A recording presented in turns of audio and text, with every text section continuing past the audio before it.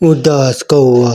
ایک دفعہ کا ذکر ہے کہ ایک کوا اپنی شکل و صورت سے خوش نہیں تھا۔ وہ آئینے میں خود کو دیکھتا اور افسوس کرتا، میں اتنا کالا اور سادہ کیوں ہوں؟ دوسرے پرندے تو بہت خوبصورت اور رنگ برنگے ہیں، کاش میں بھی ان جیسا ہوتا۔ یہ سوچ ہر روز اسے اداس کر دیتی۔ ایک دن کوے نے ہرے بھرے طوطوں کا ایک جھنڈ دیکھا۔ وہ ان کے پاس گیا اور بولا، تم کتنے حسین ہو، تمہارے پنکھ کتنے چمکدار اور سبز ہے، تمہیں تو اپنی خوبصورتی پر ناز ہوگا۔ طوطوں نے مسکرا کر کہا، ہاں ہمارے رنگ خوبصورت ہے، مگر ہمیں اکثر انسان پکڑ کر پنجروں میں قید کر لیتے ہیں، ہم آزاد نہیں ہیں جیسے تم ہو۔ یہ سن کر کوے نے سوچا، یہ تو میں نے کبھی نہیں سوچا تھا، لیکن پھر بھی اس کا دل مطمئن نہ ہوا۔ اگلے دن اس نے ایک جھیل پر سفید اور شاندار ہنسوں کو تیرتے دیکھا۔ وہ بہت شاندار لگ رہے تھے۔ کوا ان کے پاس گیا اور کہا،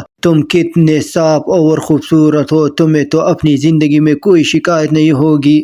ہنسوں میں سے ایک نے مسکرا کر جواب دیا، ہماری چمکدار سفید رنگت ہے، مگر ہم صرف پانی کے قریب ہی رہ سکتے ہیں، تمہاری طرح آزاد ہو کر ہر جگہ نہیں جا سکتے۔ یہ سن کر کوا حیران ہوا، مگر پھر بھی وہ کسی ایسے پرندے کو تلاش کرنا چاہتا تھا جو واقعی خوش ہو۔ کچھ دن بعد کوے کی نظر ایک چڑیا گھر میں قید ایک مور پر پڑی۔ لوگ اس کے ارد گرد کھڑے تھے، اس کی خوبصورتی کی تعریف کر رہے تھے۔ مور ناچ رہا تھا اور اس کے چمکدار رنگ سب کو متاثر کر رہے تھے۔ کوے نے سوچا، یہی سب سے خوش پرندہ ہوگا۔ وہ مور کے قریب گیا اور بولا، تم بہت خوبصورت ہو، سب تمہیں پسند کرتے ہیں، تمہیں اپنی زندگی سے بہت خوشی ملتی ہوگی۔ مور نے آہ بھری اور کہا، ہاں میں خوبصورت ہوں، مگر اسی خوبصورتی کی وجہ سے مجھے قید کر لیا گیا ہے۔ میں وہ سب نہیں کر سکتا جو تم کر سکتے ہو، کیونکہ میں کبھی آزاد نہیں ہو سکتا۔ یہ سن کر کوے کو ایک جھٹکا لگا، میں نے ہمیشہ دوسروں سے حسد کیا، مگر سب کی اپنی اپنی مشکلات ہے۔